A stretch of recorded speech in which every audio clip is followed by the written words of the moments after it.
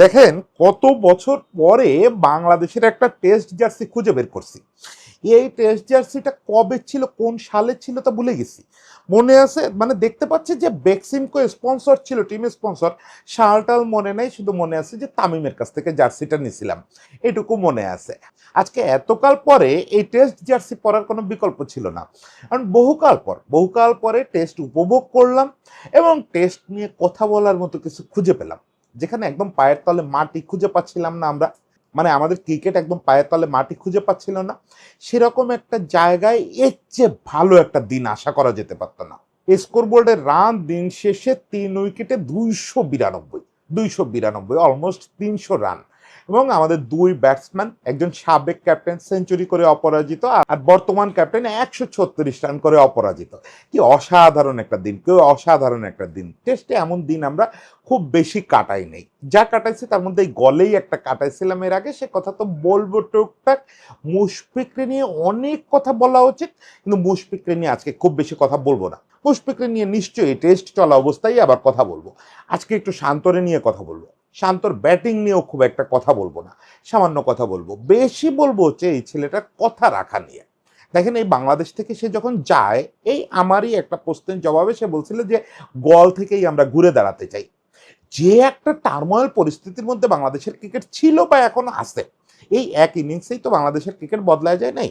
কিন্তু এরকম একটা টার্মোয়েল পরিস্থিতিতে দাঁড়ায়, ব্যক্তিগতভাবে প্রচন্ড টার্মোয়েলের মধ্যে থেকেও এরকম একটা কুল ইনিংস, সর্বার্থে একটা কুল ইনিংস খেলা এবং এই যে কমিটমেন্ট রাখা, এইটা আমি বলবো শান্ত জীবনের সেরা কীর্তি। শান্ত কোনো একদিন যদি ট্রিপল সেঞ্চুরিও করে, এই আজকের এই ইনিংসটা ছাড়া যেতে পারবে না মাহাত্মের দিক থেকে। মাহাত্মের দিক থেকে এই ইনিংসটা ছাড়া যাওয়া সম্ভব না। সেই জিনিসটা আজকে একটু গল্প করবো আসেন। একটা কথা প্রচলিত আছে যে ক্রিকেটের জন্য অসাধারণ একটা দিন, মানে ক্রিকেট খেলার জন্য খুব ভালো একটা দিন। যে রৌদ্র করজ্জ্বল আবহাওয়া থাকবে একদম, মানে যা কেতাবি যেসব কথাবার্তা বলা হয়, সুন্দর একটু বাতাস থাকবে, এই সব কিছু মিলে হচ্ছে ক্রিকেট খেলার জন্য ভালো দিন। ক্রিকেট দেখার জন্য ভালো দিন কোনটা? একবারে ঠিক আজকের যেরকম একটা দিন কাটাইলাম। খেলাটা হইতে হবে দেশের বাইরে, তা না হলে তো এরকম বৃষ্টিতে খেলা পণ্ড হয়ে যাবে। আর আমরা ঘরে বসে সারাটা দিন ঝিরঝির বৃষ্টির শব্দ শুনবো আর টেস্ট ক্রিকেট দেখবো। এর চেয়ে আইডিয়াল সিনারিও এই দিন দুনিয়া হয় না। বিশেষ করে আমার মতো বেকার যদি হন, কোনো কাজকর্ম নাই, সারাদিন ঘরে বসে টেস্ট ক্রিকেট দেখা এবং বৃষ্টির শব্দ শোনা, এটা হচ্ছে most romantic way to live. তবে এই রোমান্টিসিজমটা একেবারেই থাকে না যদি আপনার টিম পারফর্ম না করে। তা আজকে আমাদের জন্য মানে সোনায় সোহাগার চেয়ে বেশি ওই আবহাওয়া আছে, টিভিতে খেলা সুন্দর চলতেছে, আমার জন্য আরো বেশি, কারণ আমার কোনো কাজ নেই, সঙ্গে টিম দুর্দান্ত পারফর্ম করতেছে। ওই যেটা বললাম, স্কোর বোর্ডে 3 উইকেটে 292 রান, এরকম দৃশ্য তো আমরা খুব একটা দেখে অভ্যস্ত না। আমরা বড় স্কোরের মাঝে দেখি নাই তা না, এই পাকিস্তানে যখন পাকিস্তানের হোয়াইট ওয়াশ করলাম তখনই তো আমরা বড় স্কোর দেখলাম। কিন্তু 3 উইকেটে 293, এটা আলাদা মাহাত্মপূর্ণ ব্যাপার, আলাদা একটা মাঝে যা আছে। সেটা কিরকম? আমাদের মিডল অর্ডার রান পাইছে। হ্যাঁ, আমাদের টপ অর্ডার যথারীতি ফেল করছে। বিজয় তার ওই যে চূড়ান্ত পরীক্ষার সুযোগটা কাজে লাগাতে পারতেছে না। সাদমান লাস্ট টেস্টের ফর্মটা টেনে আনতে পারলো না। মমিনুল গ্রিডি ইনিংসটারে লম্বা করতে পারলো না। তারপরেও মুশফিক আর শান্ত যেটা করলো, এটাই হচ্ছে টেস্ট ক্রিকেটের ডিমান্ড, যে আপনি কুইক উইকেট হারানোর পরেও আপনি একটা বড় পার্টনারশিপ করবেন, করে মিডল অর্ডারে এই রানটা আনবেন। আপনি ওয়েট করবেন না যে মিরাজ আর লিটন এসে রান করবে। আজকে মিরাজ নাই, ফলে আমাদের এই মিডল অর্ডারে রান আসাটা, টপ মিডল অর্ডার একটা আসলে, এই টপ মিডল অর্ডারে রান আসাটা খুব জরুরি ছিল, খুব জরুরি ছিল। সে কাজটা এর চেয়ে ভালোভাবে করা যেত না। দেখেন, আমরা এই ইনিংসে মানে আজকে পর্যন্ত রান কালেক্ট করলাম 3.3 সম্ভবত রান রেটে। আমার খুব মনে পড়তেছিল, আজকাল তো এটা কমন হয়ে গেছে, আজকাল তো আপনারা 4, 4.5, 5ও দেখে অভ্যস্ত। আমার খুব মনে পড়তেছিল যে ইস্টিবোয়া যখন তার দল খুব আগ্রাসী ক্রিকেট খেলা শুরু করলো, তখন বলছিল যে 2.5 রান রেটে আর হবে না, প্রথম 2 দিন রান তুলতে হবে 3-এর উপরে। আজকে সে বাংলাদেশ 3.5 করে রান তুলতেছে, সেটা আমাদের কাছে স্বাভাবিক মনে হচ্ছে। ক্রিকেটটা তো অনেকটাই বদলে গেছে, সেখানে মুশফিকের একটা দারুণ অবদান আছে। যে জিনিসটা পরে কালকেই হয়তো একটু বিস্তারিত আলোচনা করব মুশফিককে নিয়ে, যে মুশফিক কি শো করলো, সে কিভাবে স্ট্রাইক রোটেট করে রান রেট বাড়ায় নিল, এটা নিয়ে আলাদা আলোচনা করব। ফলে মুশফিককে নিয়ে আজকে খুব বেশি কথা না বলি। আজকে তো যেটা বলছিলাম যে আজকে আমরা আসলে শান্তর গল্প বলবো। এবং শান্তর গল্পটা বলতে গেলে আমার রিসেন্ট ওই অভিজ্ঞতাটা একটু আরেকবার বলতে হবে। আপনারা আমি বুক করতেছি বলে রাগ করবেন না যে এই লোক শুধু সুযোগ পেলে নিজের গল্প বলে। গল্পটা গতদিন প্রেস কনফারেন্স থেকে এসেই করছি, আবার বলি ওই যে প্রেস কনফারেন্সে গেলাম, শান্তর লাস্ট যেটা প্রেস কনফারেন্স হলো ঢাকায় টিম রওনা দেওয়ার আগে, ওখানে শান্তরে জিজ্ঞেস করছিলাম যে শান্ত, পারলে কেলেতে তো জীবনে প্রথম সেঞ্চুরি পাইছিলেন এবং ওটা ছিল আপনার ক্যারিয়ার ডিফাইনিং ইনিংস, কারণ ওইটা যদি না খেলতো শান্ত তাহলে শান্তর পক্ষে জাতীয় দলে টেকা সম্ভব হতো না। শান্তরে নিয়ে তখন প্রবল সমালোচনা, মানে ও তখন প্রবল একটা টার্ময়েলের মধ্যে আছে।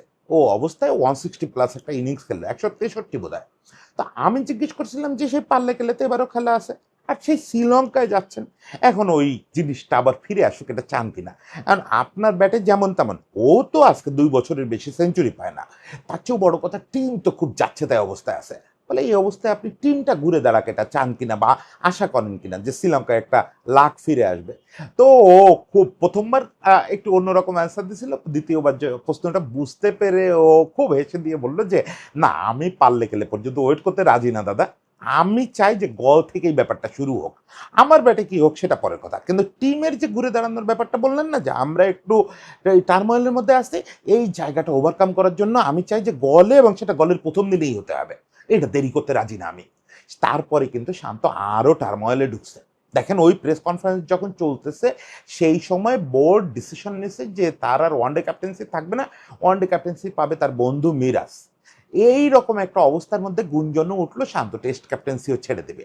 মানে কি একটা অবস্থা নিয়ে ও শ্রীলঙ্কায় গেছে, ওর মাথার ভিতরে কত কি চলতেছে। এবং ওখানে গিয়ে দেখলো যে মিরাজ আনঅ্যাভেলেবেল।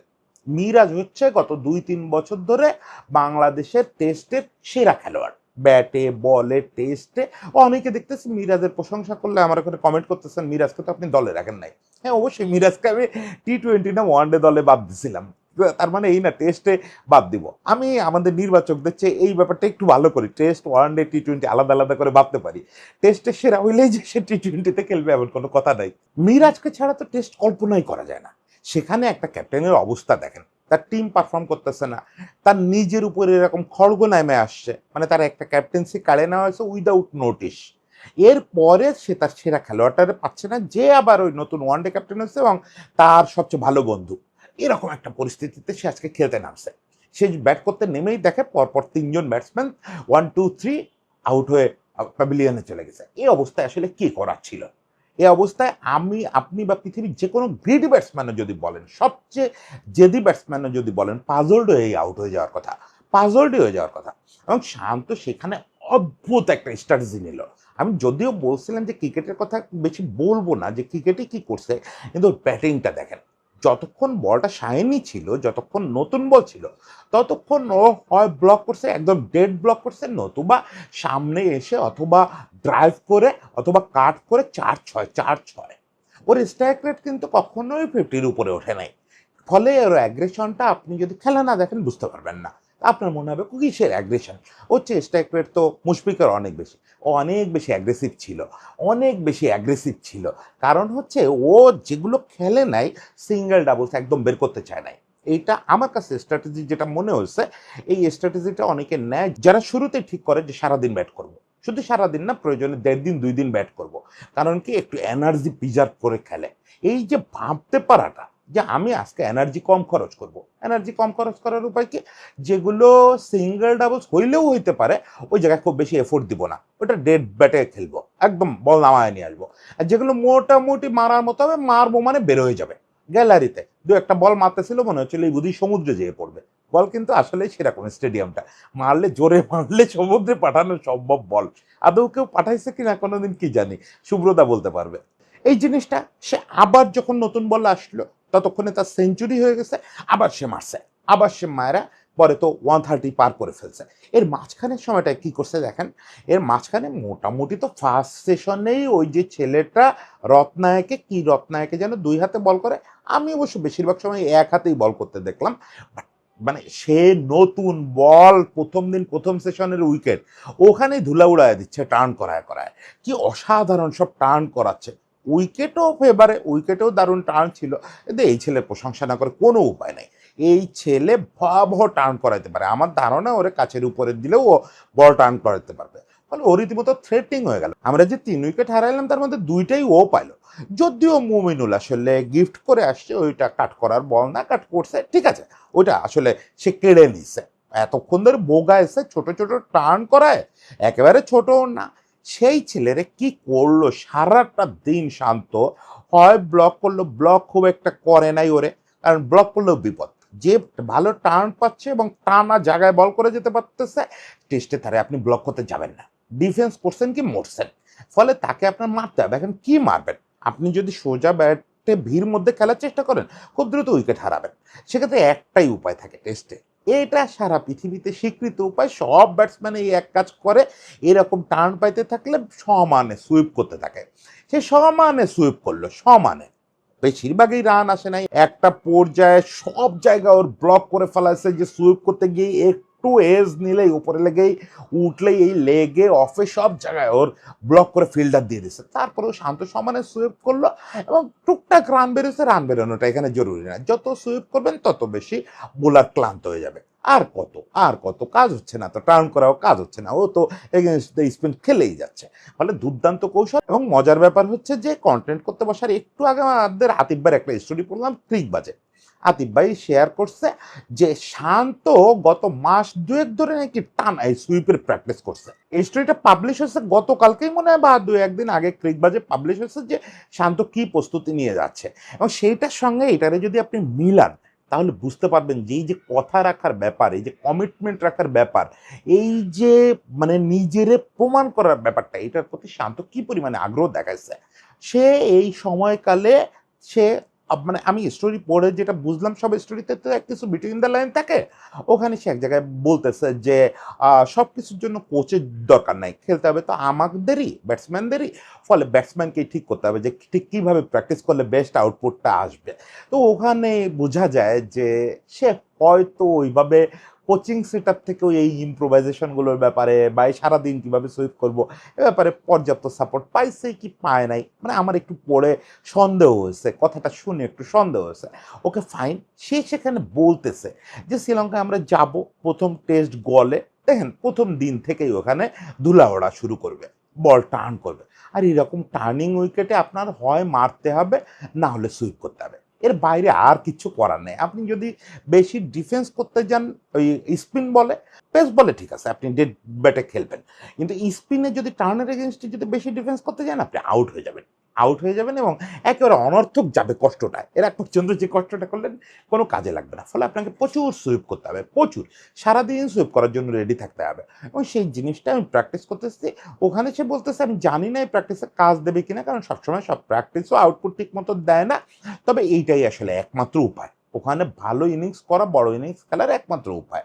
এবং সেটার সঙ্গে যে জিনিসটা বলে নাই, কিন্তু যে জিনিসটা দেখলাম করছে, যে ওয়েট করা কখন পেস বোলার আসে বা কখন টার্ন করাইতে পারে না এরকম স্পিনার আসে। ওই যে আরেক প্রান্তে যে বোলারটা বল করছে, ও তো বেশি টার্ন করে না, ওই যখনই আসছে মেরে দিছে, আর নতুন বল পরে আবার যখনই নিচ্ছে, যে পেসাররা বল করছে, এখানে পেসাররা, আমরা কেন 2 পেসার নিয়ে নামছি আমি জানি না, না হায়দ্রাবাদ ক্যারিয়ারটা না কেলেঙ্কারি হয়ে যায়। কারণ এখানে আপনি জোরে বল করছেন কি মরছেন, স্পিনারও যদি বাড়তি পেসে বল করে তাহলে খবর আছে, ওই পেস কাজে লাগায় ছক্কা মেরে দেবে। এবং তাই করছে শান্ত, যেই স্পিনার টার্ন পায় না কিন্তু জোরে বল করে, তারে খবর বানায় দিছে। এন্ড দেখেন এইসব টেকনিক্যাল আলাপ, আমি টেকনিক্যাল আলাপ বুঝিও না, করবো না, ঠিক করছিলাম। আসলে আমি এই মনস্তাত্ত্বিক জায়গাটা ধরতে চাই যে শান্ত, দেখেন শান্ত তার ক্যারিয়ারে যত প্রশংসা শুনছে এই জাতীয় দলে আসার আগ পর্যন্ত, দুর্ভাগ্যজনকভাবে এই ছেলেটা জাতীয় দলে আসার পর থেকে সব সময় নিন্দার মধ্যে দিয়ে বড় হচ্ছে, নিন্দার মধ্যে দিয়ে বড় হচ্ছে। মানে ওর প্রাপ্য প্রশংসাটা তো দূরে থাক, প্রাপ্য রিকগনিশনটাও পায় না। এটার জন্য দুর্ভাগ্যও যেমন দায়ী, ওর নিজেরও ছোটখাটো কিছু দোষ আছে। যেমন ও ফরম্যাট চুজ করতে এক ধরনের জেদ দেখায়। এখনো ওই দিন প্রেস কনফারেন্সে ওর কথা শুনে বুঝলাম স্টিল ও টি-20-তে এখনো মানে এই অবস্থায় খেলা মানে টার্গেট করতেছে। এটা ঠিক হবে না তার। এগুলোতে তার টি-20-র জন্য সে এখনো রেডি না। টি-20-র জন্য তার নিজেরা অনেক ইম্প্রোভাইজ করতে হবে, ওটা আলাদা আলোচনা। এটা করতে গিয়ে সে দর্শককে শত্রু বানায় ফেলছে। কারণ দর্শক কি হয়, দর্শক টেস্ট কয়জন দেখে, সবচেয়ে বেশি লোক তো দেখে টি-20, তার চেয়ে একটু কম লোক দেখে ওয়ানডে, একেবারে কম লোক দেখে টেস্ট। এখন টেস্টে শান্ত ঠিক কীরকম ব্যাট করলো, এই যে ব্যাটের মধ্যে উত্থান পতন, সারাদিনের গ্রিডিনেস, কয়জনে খেয়াল করবে? খেয়াল করবে না তো? যদি স্কোর করতে পারে, আজকে যেমন 130+ স্কোর করছে, এটা দু একদিন আলোচনায় থাকবে, খুব বেশি না। টেস্টের এটা খুব বেশি আলোচনায় থাকবে না। এই যে আমি বক বক করতেছি, এটাও খুব বেশি আলোচনায় থাকবে না। অথচ 132 না করেও যদি 60 রানও করতো এবং সেটা যদি টি-20তে করতো আর 20 বলে করতো, তাহলে কিন্তু এটা 1 বছর ধরে আলোচনায় থাকতো। আপনি টি-20তে একটা মারদাঙ্গা ইনিংস খেললে ওটার ইমপ্রেশন লং লাস্টিং হয়, আর টি-20তে বাজে খেললে ওইটা আজকাল ওইটার ইমপ্রেশনও লং লাস্টিং হয়। অন্য ফরম্যাটে আপনি কি করতেছেন তাতে কিছু যায় আসে না, আপনি ভিলেনই থাকবেন। সেই সঙ্গে ক্যাপ্টেন্সি পাইছে দলের বাজে সময়, মানে আমাদের হিস্ট্রিতে 2014 সালের পরে তো এই সময়টা ডাউনফলটা আসলো। সব আমাদের পারফর্মাররা একে একে সরে গেল জাতীয় দল থেকে, বয়স হয়েছে, আরো আগে চলে যাওয়া উচিত ছিল, বয়স হয়ে গেছে। ফলে শান্ত যে অবস্থাটায় দল পরিচালনার দায়িত্ব পাইলো, এটা ব্যাড টাইম, মানে এই হচ্ছে বাজে সময় হয় না একটা টিম পরিচালনার জন্য। সেখান থেকেও সে ভিলেন হয়েছে, কারণ ভিলেন তো হবে সবসময় ক্যাপ্টেন। এগুলো কোনোটাই অযৌক্তিক না, আমি শান্তরেও দোষ দিচ্ছি না, আমি দর্শকরেও দোষ দিচ্ছি না। দর্শক যা ইমপ্রেশন তৈরি হয় তাই করে, দর্শক কখনো ভুল করে না, এটা আমি সবসময় বিশ্বাস করি। শান্তরও কিছু করা নেই, শান্তর একমাত্র করার যেটা ছিল সেটা সে করতেছে, সেটা হচ্ছে ব্যাটকে কথা বলানো, মুখে কম কথা বলা। যদি সে মুখে খুব কম কথা বলে না, আমি আশা করি মুখে আরও কথা কম বলবে, কারণ হচ্ছে আপনার ব্যাট যখন কথা বলে তখন আপনার খুব একটা কথা বলার দরকার নাই। কিন্তু আমি আবারও বলি, ও যে এই মনস্তাত্ত্বিক লড়াইটা প্রতিনিয়ত করে যাচ্ছে, এই লড়াইটাকে আপনার সেলুট না করে কোনো উপায় নেই। আপনি শান্তরে অপছন্দ করতে পারেন, আপনি শান্তরে ঘৃণা করতে পারেন, শান্তরে গালি দিতে পারেন, যা খুশি করতে পারেন, কিন্তু ওর এই মনস্তাত্ত্বিক লড়াইটা, আমি যে পরিস্থিতিটার কথা বললাম, দেখেন ওরে নিয়ে এই চিল্লাপাল্লা হচ্ছে, ওরে নিয়ে তো হয় সবসময়, শান্তরে বাদ দাও, শান্তরে বাদ দাও, এটা বাংলাদেশের সবচেয়ে কমন স্লোগান। এরপরে দলটার অবস্থা খারাপ, এরপরে ওই যে প্রেস কনফারেন্স চলা অবস্থা, ক্যাপ্টেন্সি চলে গেল, এরপরে দলের কি মেম্বার নাই, এরপর কত কিছু হচ্ছে, বোর্ডের কথা বাদই দিলাম, বোর্ডে যেসব মানে ক্যাওস চলতেছে, এর চেয়ে ক্যাওসপূর্ণ অবস্থা তো আসে নাই। এটার প্রভাবও ক্যাপ্টেনের উপরে পড়ে না? দুদিন বাদে বাদে ম্যানেজমেন্ট বদলাচ্ছে, দুদিন বাদে বাদে ম্যানেজমেন্টের থিঙ্কিং পলিসি বদলাচ্ছে। মানে ম্যানেজমেন্ট কাল পর্যন্ত একরকম চিন্তা করতো, আজকে আবার আরেক রকম চিন্তা করতেছে। ম্যানেজমেন্ট যদি ধারাবাহিক না হয়, চিন্তাও ধারাবাহিক হয় না, ফলে ক্যাপ্টেনকে প্রতিনিয়ত নতুন চিন্তার সঙ্গে কোপ করতে হচ্ছে। এর চেয়ে বাজে পরিস্থিতি হয় না। এরকম একটা পরিস্থিতিতে সে মাথা ঠান্ডা রেখে আতিফ ভাই যেটা লিখছে, ওরকমভাবে নিজের রেডি করা। ও ওখানে সে আরেকটা কৌশলের কথা বলছে, সে নাকি ছোট ব্যাট দিয়ে, একেবারে বাচ্চাদের ব্যাটের সাইজের ব্যাট দিয়ে প্র্যাকটিস করছে। এটা কেন করছে? কারণ হচ্ছে সারাদিন যেন ওই যে আপনার যদি বল নিচু বল বেশি খেলতে হয়, সাধারণত টার্নিং উইকেটে একটু বাউন্সটা লো হয় সারাদিন, তার মানে আপনাকে বেন্ড করে হেড পজিশন ঠিক রাখতে হবে। এটা একটা পেইনফুল ব্যাপার ব্যাটসম্যানদের জন্য। এই জন্য দেখবেন সাবকন্টিনেন্টের বাইরে, বিশেষ করে সেনা কান্ট্রির ব্যাটসম্যানরা এসে আমাদের এখানে প্রধানত সমস্যা পড়ে এইটা নিয়ে। ওরা কি টার্ন খেলতে পারে না? ওরা কি লো বাউন্স খেলতে পারে না? খুব পারে, কিন্তু ওই যে কোমর ব্যথা, সারাদিন ওই নিচু হয়ে আর কতক্ষণ পারে, অত নিচে নামতে পারে না। ওরা রাইজিং বল খেলে অভ্যস্ত, সারাদিন কোমরের কাছে বল খেলে অভ্যস্ত, সেখানে সারাদিন খেলতে হবে আপনার হাঁটুর নিচে বল। এবং এটা শান্তদের জন্য, শান্ত মোটামুটি লম্বা কম না, ওর জন্য এটা কঠিন ব্যাপার, সারাদিন ওরকম নিচু হয়ে থাকা। সেজন্য সে কি আবিষ্কার করছে? একটা ছোট ব্যাট আবিষ্কার করছে, যে ছোট ব্যাট দিয়ে যদি আমি প্র্যাকটিস করি তাহলে তো এমনিতেই আমাকে নিচে থাকতে হচ্ছে সারাদিন, মানে আমার বল রিচ করতে গেলে তো অনেক বেন্ড হতে হবে। ফলে এবার সে জায়গায় হেড পজিশনটাও ঠিক থাকবে, শোল্ডার পজিশনও ঠিক থাকবে। এরকম প্র্যাকটিস করে আমি যখন মাঠে যাব, তখন বল যদি সারাদিন গোড়ায়ও আসতে থাকে, তাও সারাদিন সুইপ করতে পারবো। কি অসাধারণ চিন্তা, কি অসাধারণ ইম্প্রোভাইজেশন! সব মিলে শান্ত চিন্তা এবং এই যে মানসিক স্থিরতা এবং ওই যে কথাটা রাখতে পারা। কোন কথাটা? ওই যে বললো যে গল থেকেই ঘুরে দাঁড়াতে চাই, প্রথম দিনেই ঘুরে দাঁড়াতে চাই, দেরি করার সময় নাই, পাল্লে কেলে পর্যন্ত যাওয়ার সময় নাই। ওর অবচেতন মনে জানতো যে পাল্লে কেলেতেও ক্যাপ্টেন থাকবে না, পাল্লে কেলেতে তো মনে হয় আমাদের প্রথম ওয়ানডে, ও পর্যন্ত হয়তো ক্যাপ্টেন থাকবে না, ও যা করার এর মধ্যে করে ফেলতে হবে।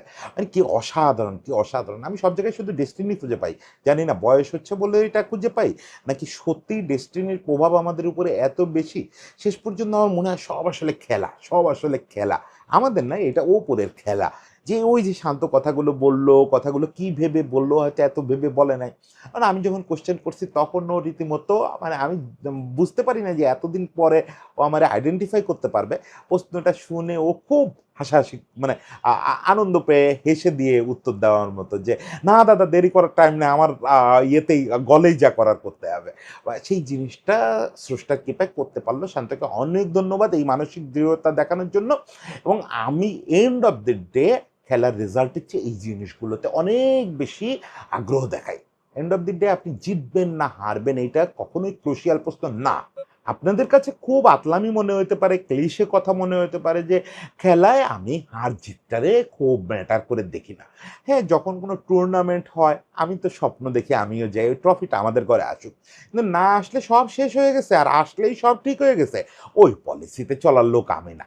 আমি দেখতে চাই প্রসেসটা কি চলতেছে, আমি দেখতে চাই খেলোয়াড়রা কতটা দৃঢ়তা দেখাতে পারতেছে। এই জিনিসটা দেখতে পারলে খুব আনন্দ লাগে। সেই আনন্দ নিয়ে আজকে কন্টেন্টটা করলাম। সবাইকে শুভেচ্ছা। শান্তর প্রতি আসলে স্যালুট থাকলো, শান্তর মানসিকতার প্রতি, ব্যাটিং এর জন্য না, শান্তর মানসিকতার প্রতি আসলে অনেক বড় একটা স্যালুট। আর মুশফিকের কন্টেন্টটা পাওনা থাকলো, আশা করি কালকে সকালে বলতে পারবো। সবাই ভালো থাকবেন, সবাইকে শুভেচ্ছা।